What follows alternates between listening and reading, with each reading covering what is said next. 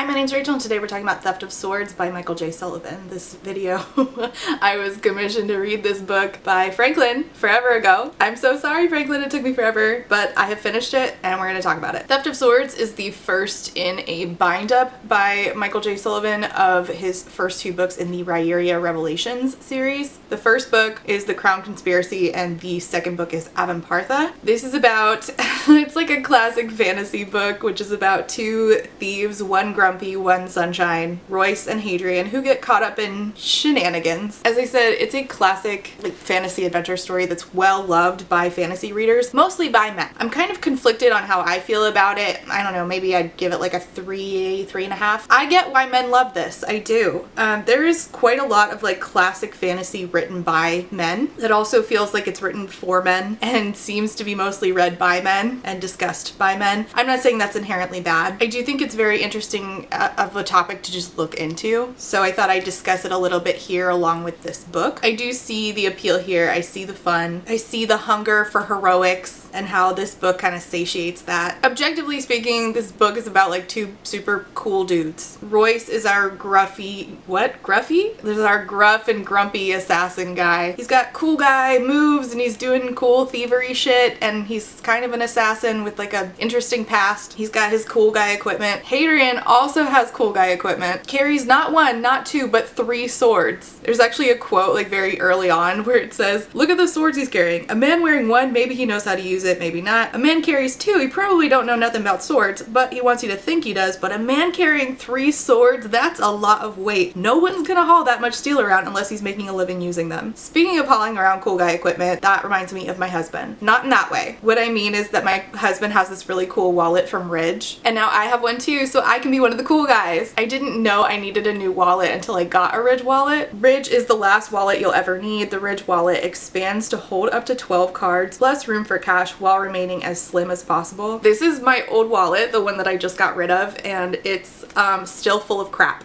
Crap that I was just hauling around all the time for no reason. Ridge wallets come in 30 plus colors and styles, including carbon fiber, burnt titanium, forged ember, and burnt Damascus. They're designed with RFID blocking materials that protect you from digital pickpocketers, and they also have an optional AirTag attachment so that you never have to lose your wallet again. We also use Ridge's key cases, which hold 1 to 6 keys. These are great. They prevent you from having your keys be jingling, which is a sensory nightmare for me, and all around it just looks better and helps me feel more organized having one of these. You can get up to 30% off your order when buying the Ridge wallet and key case together, which makes a great gift. My brother's birthday is about to come up and I'm actually going to get him a set so that he can replace his big bulky dad wallet. Ridge also makes it as easy as possible for people to try Ridge and enjoy it for life. They're so confident that you will love it. They'll let you test drive it for 99 days and you can send it back for a full refund if you don't love it. And the durable material means each wallet comes with a lifetime warranty. So to grab yourself or your brother with a big bulky dad wallet, a Ridge wallet, you can go to ridge.com/readswithrachel, which is linked down below, and you can use my code readswithrachel for 10% off your order. And thank you to Ridge for sponsoring today's video. All right, let's talk about this book and then I'm going to talk about men. I'll save the discussion about men for the end. So this is a bind-up of 2 books. I believe that Michael J. Sullivan originally self-published The Crown Conspiracy, and I think Orbit picked it up and combined the first 2 books into one. So it's a rather long book, but technically it's 2 books. One I liked better than the other. Good fucking grief. The series has a lot of books now. The Rieria Revelations has several books now. I'm just talking about the first 2. Royce and Hadrian are our main characters, and I'm gonna be honest, when I first started the audiobook, I didn't see this cover, I saw this cover. So the audiobook narrator of the book is not good. It's really he really does not have the ability to make his voices versatile. Every single person just sounds like an old British man. So that might have affected how I felt about the first book quite a bit, which is a bummer. Whenever I dabble in like high fantasy written by men, I like to see if they have a full cast audiobook. And initially, I did not know that this had a full cast audio production. So when I grabbed the first book, I read it on audio and I didn't have a very good time. But I read the second book, I found out that there is a full cast audio with like the background noise and the music, and that really brings it to life for me and I have a better time with it. And not only did I have a better time, but I realized that I was imagining everybody as old British men. So then I saw this cover and I'm like, oh, so Royce and Hadrian are young guys. I've been picturing like 2 old farts running around. So depending on how you consume this book, it might affect your enjoyment of it. Because there were some times where I'm like, how are these dudes like running around doing this stuff? It just, aren't their backs hurting? Like, I'm 30 and my back hurts. But the first book does start off in a way that I really enjoyed. After they're doing like odd jobs and stealing shit. They're fun. They're my favorite kind of criminals. So after a job, they are on their way elsewhere and they get stopped by a group of bandits essentially. And I felt like this first chapter was really strong in setting the tone for who these characters were, beyond the fact that I couldn't picture how old they were and I thought that they were sort of old men. Sullivan did a really good job setting the tone for like who he wanted these characters to be right off the bat. And my only complaint is that in the beginning of the book he definitely uses the phrase winter is coming, which I'm like, stop doing that. This is the second dude fantasy writer I've seen take that and put it in a book as like an homage to George R.R. Martin, and I'm like, we get it, you too are writing fantasy. But this first chapter is really cool because they get stopped by bandits and you realize that these bandits are out of their league. It's sort of like if you've ever watched the show Psych. Royce and Hadrian have like incredible mastery of art of observance, so they're like, hey, you're doing banditing wrong, you're bad at your job, let us help you. Everything you all are doing is just incredibly stupid. You're not very effective bandits. You're not going to rob us. Royce and Hadrian are really what shine in this. I love that they are always smarter than the other criminals, and I also love that the two of them are always like trying to decide what they're gonna do when they retire from their escapade. They talk about wanting to go on like on to find some land, and maybe we could be farmers, and it's just cute. Like it's very, there's a great bromance between the two of them. So our first book, after they have done a job, after they school some bandits, they are approached by a man offering them some money to steal a sword from a guy named Count Pickering from the royal palace in Medford in the kingdom of Melangar. And in the palace of in Medford are our other main characters, Arista and Ulrich. And I fucking hate Ulrich. I hate him. I was really glad he wasn't in the second book very much because so they go and try to search for this sword that they've been paid to take, and instead they find the dead body of the king, and it looks like they killed the king. They're accused of murdering him, and the princess Arista saves them from being executed and sends them with her brother. She's like, you need to take my brother and get out of here because I think that if they killed my dad, then they're gonna kill my brother too. So they go to this prison where this wizard, who she has dabbled in learning magic from, Esarhaddon, has been being held for a very long time. Now, first of all, Arista does not make the journey with them. Arista stays at the palace and deals with her uncle, their uncle, Percy Braga, who is the worst villain ever. But when I was reading this, I thought that Ezra's name was Esarhaddon. It's Esarhaddon, like this whole thing. So that was news to me looking this shit up. Okay, so on the way to go to this prison to see this wizard, they come across a monastery that is in shambles, and the only survivor from this monastery that's been attacked is this guy Myron, and Myron is the fucking best. Myron is the sweetest being, but his story was incredibly heartbreaking. Like his background was so sad, and what happened to him was so sad. Like he didn't want to leave the monastery because he's like, but I have to take care of everything. Like, what the hell, Michael? Why were you so mean to him? Arista, the princess, is like, I think my uncle Percy Braga is suspicious, and she knows a little bit of magic, so she does some magic and figures out that her uncle did have a hand in her father's death. She gets accused of being a witch and is like imprisoned. Speaking of prisons, Esarhaddon, they go to the prison and they free him. The prison was really interesting. It was like stuck in time, but the wizard Esarhaddon is like 900 years old. He's the best. He's the best character. He's the most interesting, but he falls off the map after this. Like, he just gets introduced and then he fucks off. Like, he's like, I'm not actually gonna hang out with you guys. Bye. See you later. And I was like, damn it. Because we had this like band of characters where we have Royce, Hadrian, and then we have Ulrich, the prince, who is just so annoying and stupid. Like, he does not deserve to run a kingdom. And then Myron, the really sweet guy from the monastery, and I was like, yes, let's add another, let's do a whole fellowship of the Rhyria. But then Esarhaddon, the newest and most interesting person, fucks off immediately. They head back to Melangar. Is that the name of the Melangar? Ulrich reveals reveals that he is the prince, and he gets taken back to the palace, but then Royce and Hadrian figure out, oh fuck, I think he just got taken by mercenaries. And it turns out that the mercenaries are the same people that burned down the monastery that Myron was living in. So they try to get back to the palace, but Percy Braga, the uncle, is now in power. And he's working with the church, who I feel like was a little underutilized. And the church is basically trying to do major imperialism, trying to establish like this large empire. And they're trying to place Percy Braga in a position of power and to become a king, and then hopefully eventually make him the emperor. And so Ulrich is like, I must take back my kingdom. So this stupid prince who has done nothing but like drink and wine and complain and had been like, I'm a prince.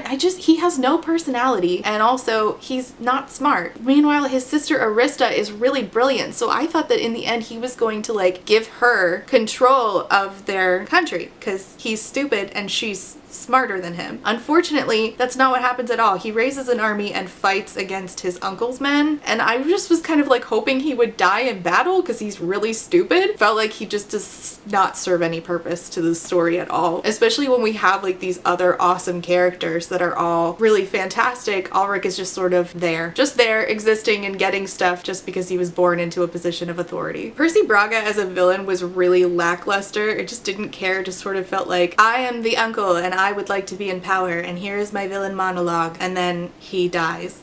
The political intrigue here was kind of mediocre, especially with like the who killed the king issue. It was pretty obvious that Uncle Percy did it. I wish that the villains in this had as much depth and like characterization and were as interesting to follow along and listen to as the heroes, but they're just like old men who want power, think they know things, and like to do monologues. And Braga's death was silly. It was so anticlimactic and silly. Moving on to Avempartha, which I enjoyed much more than the Crown Conspiracy. Royce and Hadrian tracked down the guy who hired them to get the sword in the beginning of the first book, and he was like, listen, I just did the job because I had to. I needed to make some money, I'm sorry. They were gonna kill him, but they just get some information from him and fuck off. Then they are ambushed by the Black Diamond, who like give us some information about Royce's background, which I thought was interesting, but then that sort of fell off and we didn't do anything about it. And they're like, by the way, this girl named Thrace, which is the most weird and hilarious name, Thrace is looking for y'all. So they go find Thrace,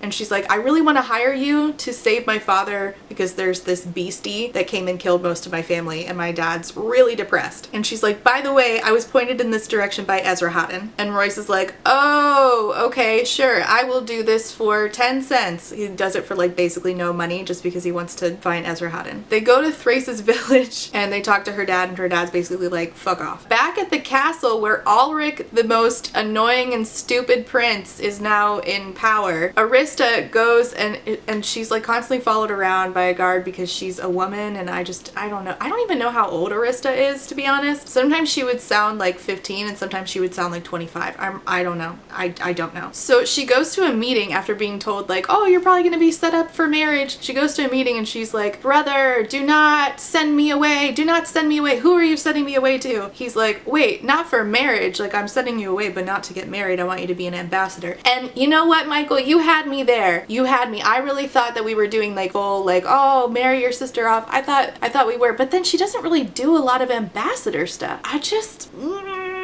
And also she's smart, so I would have liked to see a scene where she sort of like set up the pieces for him to have this idea and think it was his own idea. I really like that idea better. I just don't feel like Michael ever takes the opportunity to utilize Arista's smartness, which I think that she has and it's hinted at, but then he doesn't really utilize it in the text in ways that I feel like are good. So he appoints her as the royal ambassador of Melangar. She goes to Auburn to meet with some king. They go to the capital of the church, the one that wants to do the imperialism, and the church is basically like, yes, your uncle did kill your father, but the church was involved, but we're just trying to do the right thing. Royce and Hadrian learn that the village is being attacked by this monster creature called the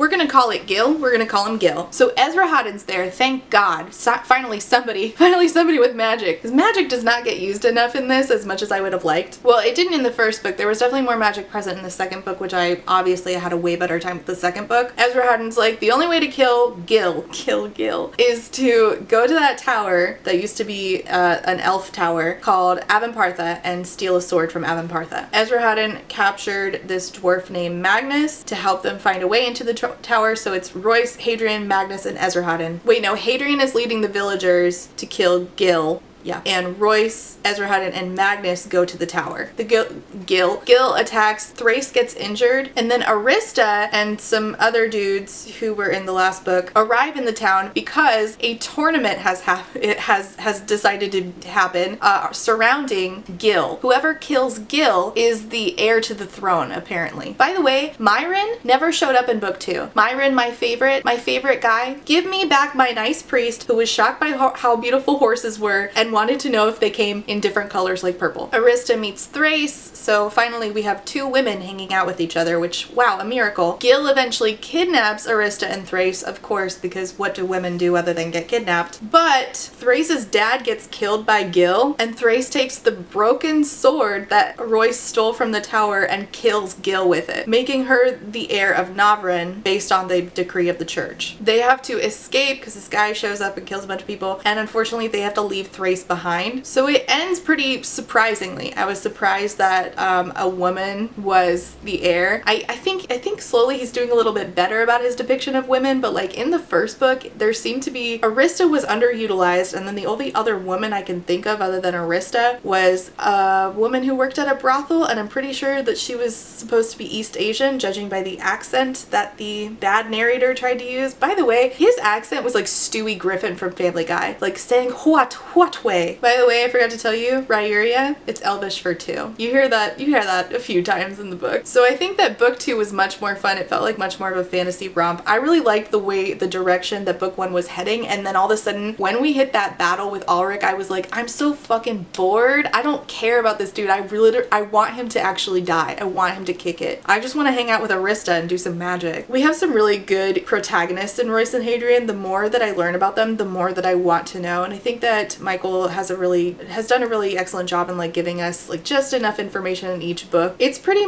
much adventure fantasy and not super like high magic system fantasy, so if you're looking for something like Lord of the Rings, this is gonna be your deal. You don't need to understand some like huge intricate magic system. It's just not that kind of book. It doesn't rely on that kind of idea. It doesn't do that kind of theme. It's more of like Grumpy Sunshine goes on a bromance adventure together. I love that in book 2 the grumpy one says yes to the mission for once, when he's always telling Hadrian, stop taking these jobs. I wish one of the jobs that they would take would lead to Ulrich's death. That's all I'm saying. I'm not sure the writing it's this weird version of third person. I don't even know how to describe it to you, where it like jumps around. I don't know. I'm not sure that did it any favors, but it's fine. Oh, by the way, Ezra Hadden, one of the best characters that I've ever read. There are these really great moments, like in book 2, the Crown Conspiracy, like what happened with them has been turned into a play. He's like, by the way, I saw a play about the Crown Conspiracy. Myron was my favorite character. And I was like, bitch, same, Ezra, same. And then there's this other moment where he doesn't have hands anymore. They're gone. And he can still do a little bit of magic, but it's difficult without his hands. And at one point, he does some magic and they were like, wow, this is how powerful you are now. Imagine how you were when you still had your hands. And he goes, oh, you have no idea. And I was like, ooh, but I want to. I want to have some idea. There are no elves really on page, and I'm interested to know more about the elves in this world. They mention like not even themselves knowing much about the elves, like even things like their death rites, which is really interesting. I'm very curious and I want to know more, and I'm excited to like learn along with the characters.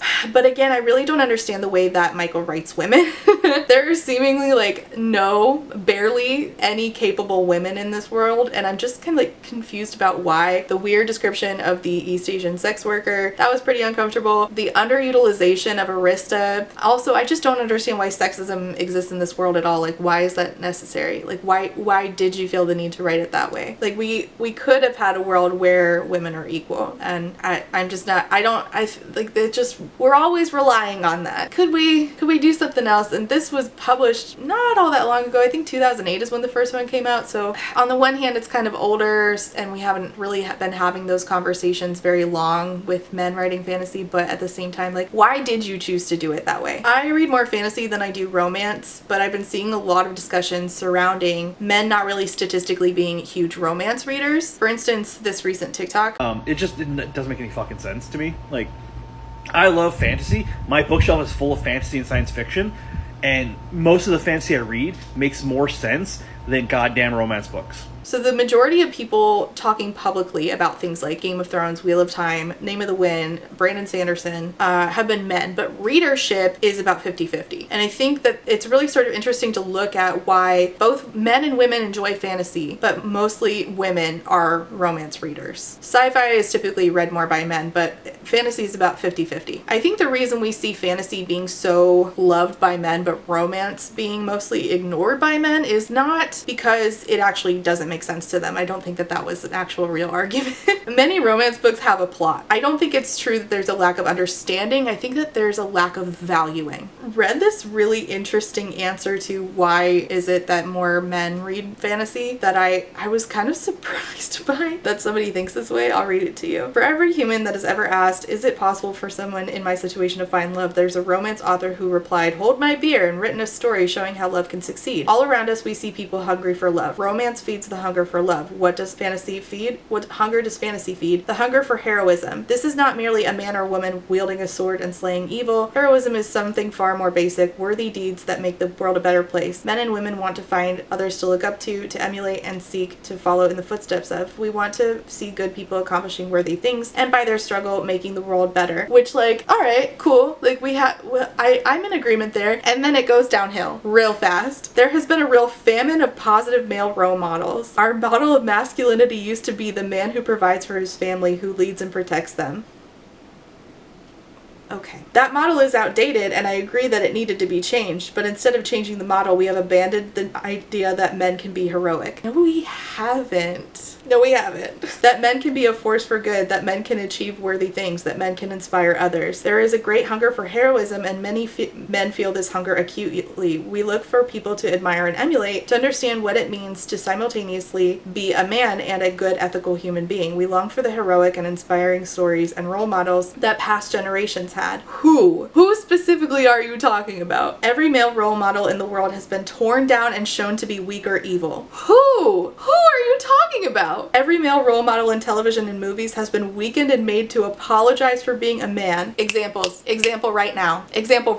The weakness and flawed apologetic models we see all around us in the outside world are utterly lacking in heroism. I have many questions, the first of which is, but why? Why do women hunger for romance in a way that men statistically do not? Why do men hunger for heroism and not love? Now in Fundyland, they taught us that this was because they are hardwired this way. If you grew up in Fundyland, you may recognize this book, Men Are From Mars, Women Are From Venus. This is a farce. This is a social thing. Bell Hooks talked about this in her book on masculinity, The Will to Change, saying most folks believe we are hardwired biologically to long for sex, but they do not believe we are hardwired to long for love. I find it fascinating that this person said that men have abandoned the idea that they need to be heroic, and that every male role model is weakened and has to apologize for being a man. Bell Hooks said, in patriarchal culture, males are not allowed to simply be who they are and to glory in their unique identity. Their value is always determined by what they do. In this person's case, they believe heroism is what they need to do. In an anti-patriarchal culture, males do not have to prove their value and worth. They know from birth that simply being gives them value, the right to be cherished and loved. The value that's placed on heroism and stoicism, and this disdain of love and not valuing love, is hurting men. It also puts puts us in this place where women and anything feminine, or deemed feminine by society, like love and romance, is always going to be secondary. Women can enjoy fantasy, but that's them